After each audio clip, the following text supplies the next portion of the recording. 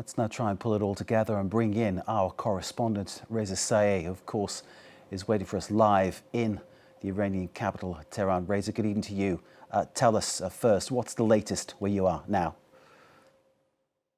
It's approaching 11 p.m. on this Wednesday. The fifth day of this war in the capital city, Tehran, continues to be pounded with airstrikes and air raids. It's impossible for us to verify if it's Israeli jet fighters or American jet fighters flying overhead. But you can oftentimes hear them.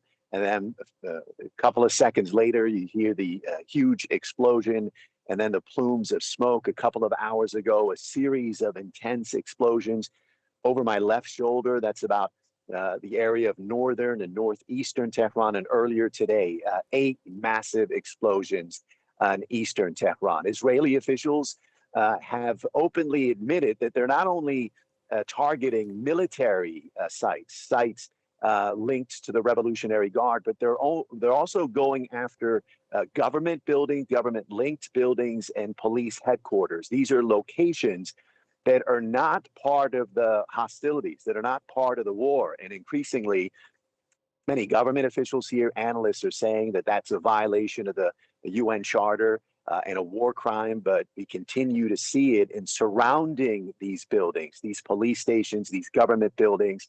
Obviously, many residential buildings, the death toll going up again for a 5th straight day. According to the Red Crescent Rescue in Aid Group, the death toll is now more than 1,000 people, killed, hundreds of them civilians. Iranian officials are saying 153 cities have been hit in these 5 days, and more than 1,000 locations have been targeted.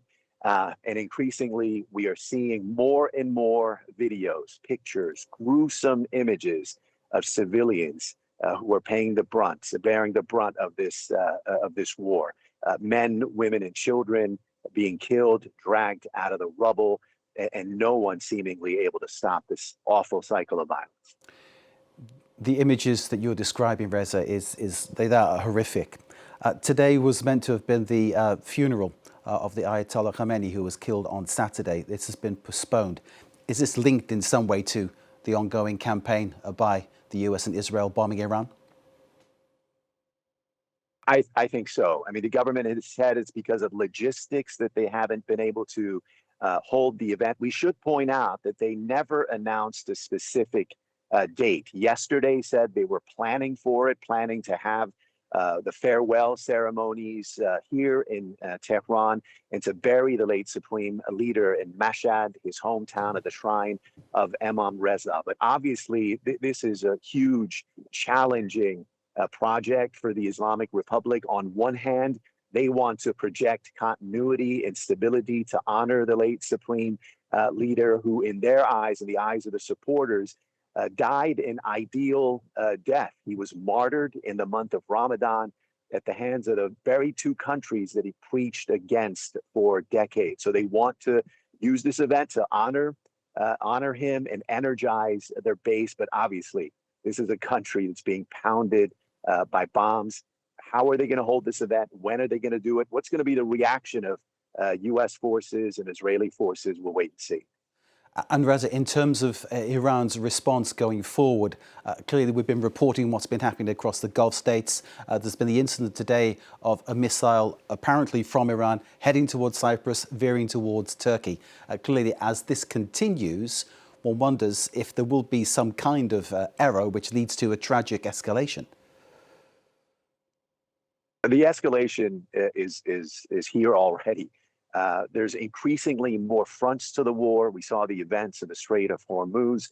Now there's talks about the Kurdish separatists possibly coming, according to the CIA, and there's no end in sight. We should point out that the Deputy Foreign Minister, Esmail Baghaei, in a television interview today, explicitly said that Tehran views this war as an existential war. And when asked, could you reach out for negotiations? Would you accept negotiations if Washington were to reach out?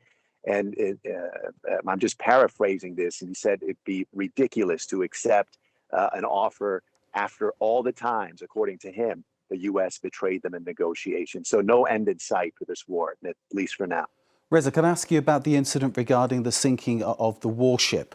There are some people who are questioning the way this was carried out. Pete Hegseth has been very gung-ho about it, talking about quiet death, the phrase he used. They thought they were safe in international waters. There are some people drawing parallels with what happened to the Belgrano ship, the warship, the Argentinian warship in the Falklands War, which was sunk whilst turning away from any kind of battle area. How has this sinking been received where you are? Clearly, it's been received with great horror, but what is the sense of what this means in terms of international law? Well, Tehran, state media, Iranian officials have not addressed it. The information that we're getting are coming from Washington, U.S. officials, and Israeli officials. This was a vessel that was not in the theater of war. It was an event, an exercise, and coming back to Iran off the coast of Sri Lanka when it was sunk by a torpedo. Obviously, Iran's Navy is playing a role in this war, and that role is to do its best to choke off the Strait of Hormuz, to create economic pain for the U.S. But clearly, the Iranian Navy is no match for the U.S. Navy. They've sunk a couple of vessels, several vessels. We haven't verified how many, but that's another front where this war is happening.